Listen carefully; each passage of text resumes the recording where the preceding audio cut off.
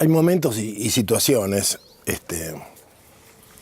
muy significativas en el peronismo de los años 60 y 70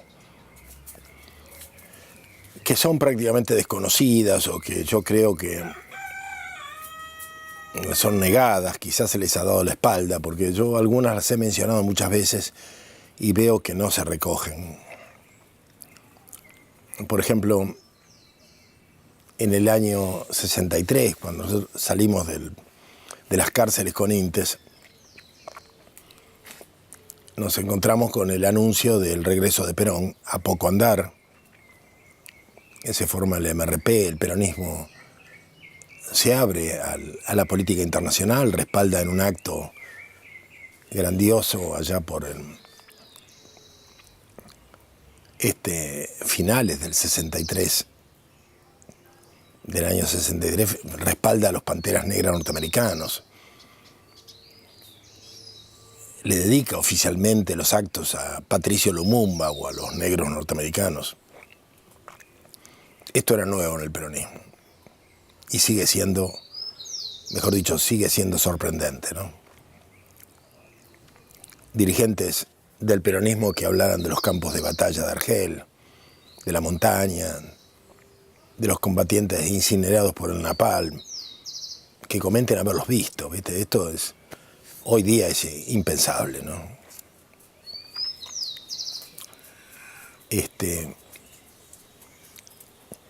Y además me consta que el proyecto militar, si le podemos llamar militar, que respaldó el intento de Perón de volver a la Argentina en el año 64, era un proyecto insurreccional. Porque en el peronismo no se podía pensar de otra manera, siempre era igual. Era huelga general que se convertía en la disputa de las calles con barricadas, la toma de las fábricas, provocar una escisión en el ejército para que un sector saliera a la calle contra el gobierno y atentados terroristas donde se pudiera para liquidar o detener la infraestructura del enemigo, ¿no? Eran esquemas propios del peronismo, nadie pensaba de otro modo. Por eso me parece importante destacar la confrontación con un nuevo paradigma que viene de Cuba y que se va instalando gradualmente. Cook vuelve a la Argentina en el 64 y con Alicia Guren y otra gente organiza Acción Revolucionaria Peronista, ARP. Uno de los tantos grupos del peronismo, en este caso sin mayor gravedad, sin mayor peso, excepto para los que llegan al peronismo, excepto para los que se quieren hacer peronistas. O sea, ARP es un grupo ínfimo que recluta gente no peronista, gente que se quiere peronizar. O sea, actúan como porteros de una ciudadela a la que se aspira a ingresar. Desde Norma Rostito a Fernando Valmedina, muchísima gente ha participado, que después, digo, por mencionar algunos notables, participaron de ARP el tiempo suficiente como para ser reconocidos como parte del movimiento, nada más.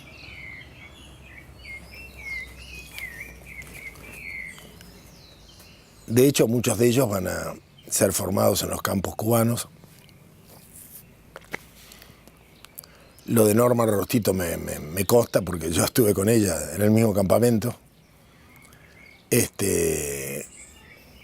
Fernando y Abal Medina y otros estaban en otros.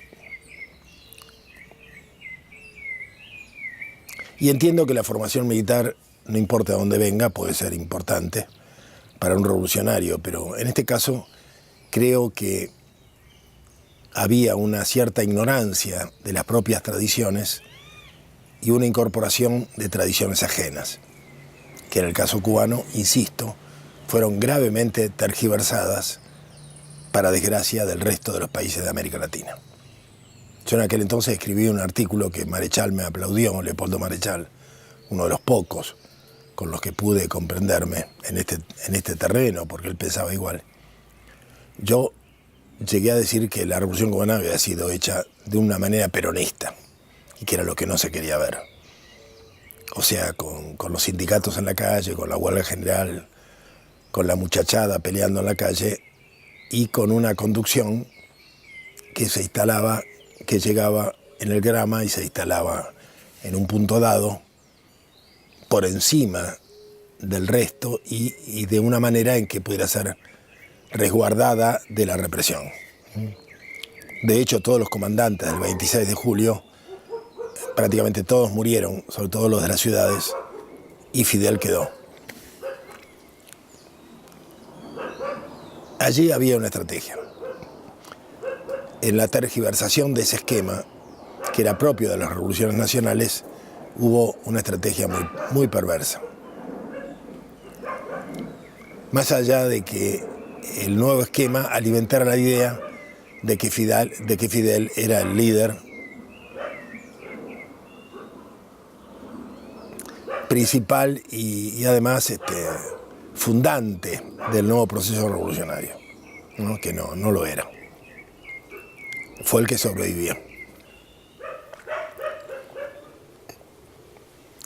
Pero evidentemente que hubo una colisión entre paradigmas. La Revolución Cubana tenía un paradigma y la Revolución y el peronismo tenía otro, ¿no? Que hubo puente, gente dispuesta a negociar o a dialogar, sin duda, ¿no? En el año 64, un grupo de intelectuales peronistas que estaban en La Habana son conversados con John William Cook para que intercedan ante Perón, para que lo reciba. Como estos intelectuales tenían que salir de Cuba por Checoslovaquia y viajar a Madrid luego para verse con Perón, le prometen al Gordo hacerlo. El Gordo se instala en un hotel, si no me equivoco, el Hotel La Paz de Madrid, donde paraba habitualmente, y espera una llamada. Esta gente le hablan a Perón para que lo reciba a Cook, y Perón les contesta: si los cubanos quieren hablar conmigo, que me manden un cubano. Grave decepción para el Gordo Cook, pero no para los cubanos, que aceptan. Le mandan primero un comandante que queda fascinado con Perón, después siguen las relaciones que van a facilitar el intento de retorno, ¿no? Donde Cuba pone dinero, el Che Guevara se compromete en respaldar el retorno, a cambio de que el peronismo reconozca la guerrilla de Macetti, del EGP de Salta. Y bueno, esos son... Hasta ahí, lamentablemente, estas relaciones o no se profundizan o no quieren ser vistas por la cúpula de Montoneros, porque hay otros intereses. Montoneros nace en un momento equívoco y perverso de la dictadura, que es el gobierno de Onganía. Un gobierno donde los servicios han aprendido a actuar de una manera muy inteligente y cooperan y operan en conjunto con una serie de grupos que se supone que entre los cuales seguramente estaban el proto-montonerismo, ¿no? Hay un personaje extraordinario que nace en esos días, que nace desde el cristianismo, que es García Lorrio, por ejemplo, que dirige la revista Cristianismo y Revolución, y que, enamorado de la Revolución Cubana, sin embargo, se acerca muchísimo al peronismo, a sus movimientos populares, y que va a ser muerto en el año 71 de una manera misteriosa. Va a ser atropellado por un auto, atropellado repetidamente por un Fiat 600, después de una interna muy dura que tenía con varios de los que más tarde van a ser la conducción de Montoneros.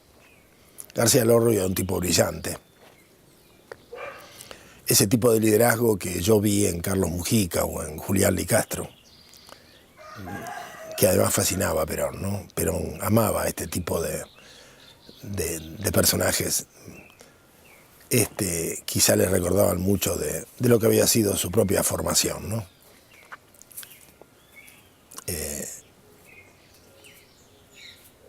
Pero bueno, de los 70 se ha dicho mucho.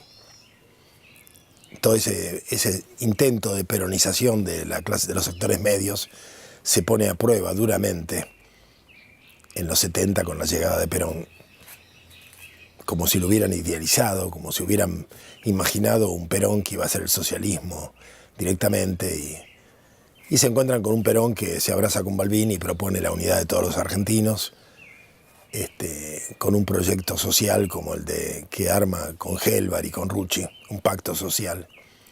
Y por supuesto deciden no dejar las armas y continuar la guerra. Grave error que los lleva a quedar aislados del pueblo argentino, a cuestionar el liderazgo popular gravemente, como lo hacen en la Plaza de Mayo, el 1 de mayo del 74, y facilitar el camino hacia la dictadura militar genocida del 76, ¿no?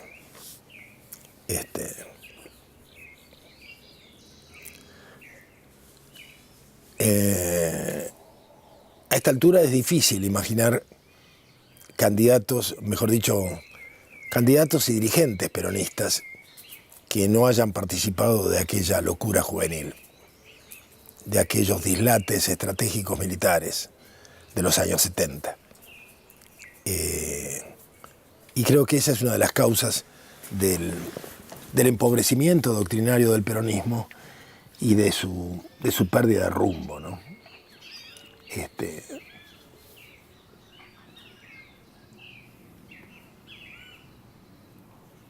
Vuelvo con, dice Polín, ¿no? Dice Polín, hablaba de Mordisquito. Mordisquito eran los Contreras del 55. Yo creo que ahora estamos hablando de los hijos de Mordisquito, ¿no? Los hijos se le peronizaron a Mordisquito, a esa clase media que se expresaba contra la negrada. Los hijos le salieron marxistas en la universidad, se le hicieron marxistas y se sintieron obligados a acercarse al peronismo. Quizá ahora estamos en presencia de los nietos de Mordisquito, ¿no? Y no significa juzgarlos personalmente, porque yo he conocido algunas anécdotas que son conmovedoras, ¿no? Tuve relación, por ejemplo, con una familia que el patriarca era uno de los almirantes del 55, de los almirantes que acompañaron a Rojas en el derrocamiento de Perón. Un hombre rico que vivía en Recoleta, muy anciano ya. Y puedo asegurar que las nietas que estaban en Hijos y que colaboraban con las madres de Plaza de Mayo, llegaron a cantarle al abuelo la marcha peronista en la mesa solariega. A mí me conmueve el disgusto enorme que le pueden haber dado a ese marino jubilado, compañero de Rojas y de Aramburu, que sus nietos le cantasen la marcha peronista. Bueno, pero esto expresa de alguna manera los cambios enormes que hubo en la sociedad argentina en esos años, ¿no? Y cómo el peronismo dejó de ser el hecho maldito de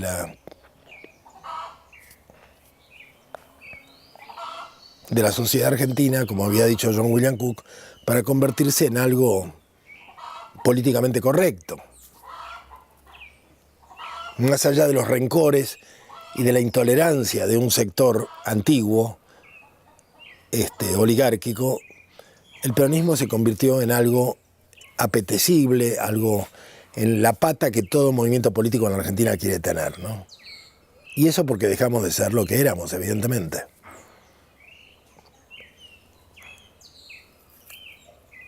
¿Qué pasó con los años 70? Con esa promesa de hacer el socialismo, tocar el cielo con las manos, ¿no? que todo terminó en una masacre, en un genocidio, en terrorismo de Estado, que el país retrocedió 50 años y que esa juventud escarmentada devino las antiguas banderas revolucionarias y socialistas en banderas asistenciales y desarrollistas, según vamos a ver, no solamente en la Argentina, sino nuevamente a lo largo de América Latina, como un rosario de gobiernos semejantes que comparten historias y comparten valores y comparten propuestas, ¿no? Y estoy hablando de Bachelet, estoy hablando de Pepe Mujica, estoy hablando de Evo, estoy hablando de Correa, de Chávez, del presidente de Daniel Ortega y por supuesto de Néstor y de Cristina Kirchner, ¿no? Hay una semejanza enorme en estos gobiernos que de nuevo van a dar en simultánea una serie de gobiernos muy semejantes, donde, como dice el vicepresidente de Bolivia, la plusvalía que antes se la llevaban las corporaciones internacionales es puesta al servicio de planes sociales. Planes sociales que bajan desde el Banco Mundial, que se transforman en pensiones, jubilaciones y asistencialismo, salario por hijo, etc. Por supuesto, detrás de estos gobiernos progresistas va a haber una dictadura de clase, muy evidente, de clases medias altas en todo caso, pero una dictadura que logra desclasar a los sectores populares y que en buena medida logra liquidar la cultura popular. Porque lo que se proponen es que no haya pueblo, sino una sociedad fragmentada donde cada uno pueda expresar sus propias y particulares reflexiones y que ellas sean atendidas, como puede ser el matrimonio igualitario, que sin duda resuelve el problema de una pequeña comunidad, de algunas miles de personas que necesitaban ese instrumento jurídico para resolver sus problemas. Por supuesto que es como la medicina alopática, cura una parte y enferma a todas las demás, ¿no? Y así con cada medida de los gobiernos progresistas, en la medida que no tienen la visión de pueblo y que aplican el desarrollismo sin ser capaces de contener las fuerzas populares y los ensayos de organización popular que entrañan otras formas de vida, otros modos, otras propuestas, otros modos de vivir, más comunitarios, ¿no? Entonces ellos aplican una especie de dictadura encubierta a favor de un esquema de vida que termina siendo consumista, bancarizadora, y donde se promueve la tecnología en todo sentido y a toda escala a contrapelo del desarrollo humano.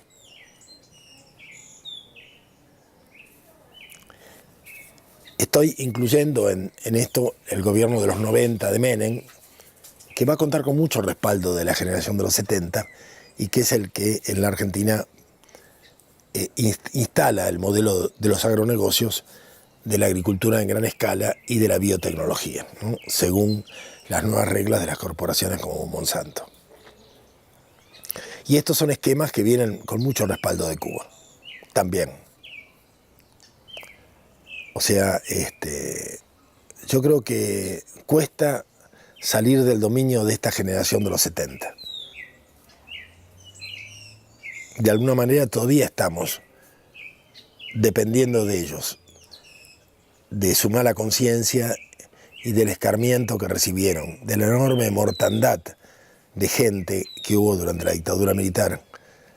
Estamos dependiendo del cansancio, de sus frustraciones, a todo lo largo de América Latina. Lo peor es que han logrado reproducir muchas de sus equívocos y de sus errores en las nuevas generaciones.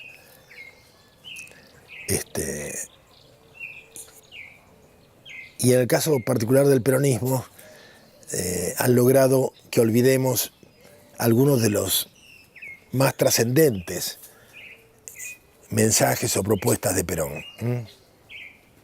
Uno es el documento del año 72 a los pueblos del mundo, que va a ser acogido y escuchado inclusive en las Naciones Unidas, porque ese documento lo lee Yolanda Ortiz en el plenario.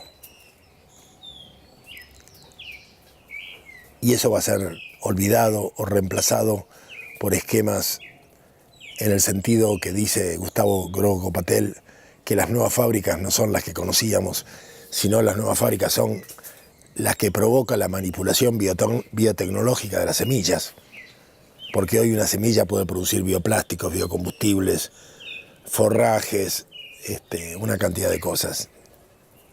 Entonces esa sería la nueva fábrica. Y lamentablemente el PJ lo invita varias veces, varias oportunidades lo invitan a hacer retórica sobre estas cuestiones en los congresos partidarios y parecieran haber comprado este relato, ¿no?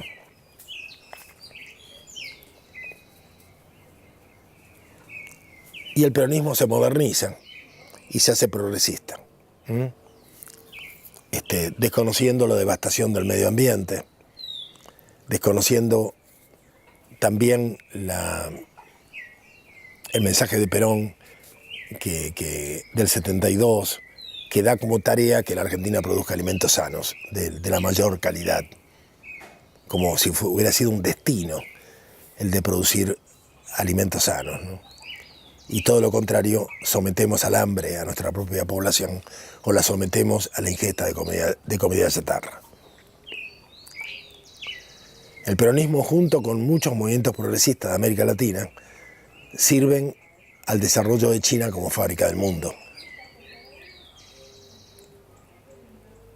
Y comparte con Eleuterio Fernández Huidobro, el senador uruguayo ex Tupamaro,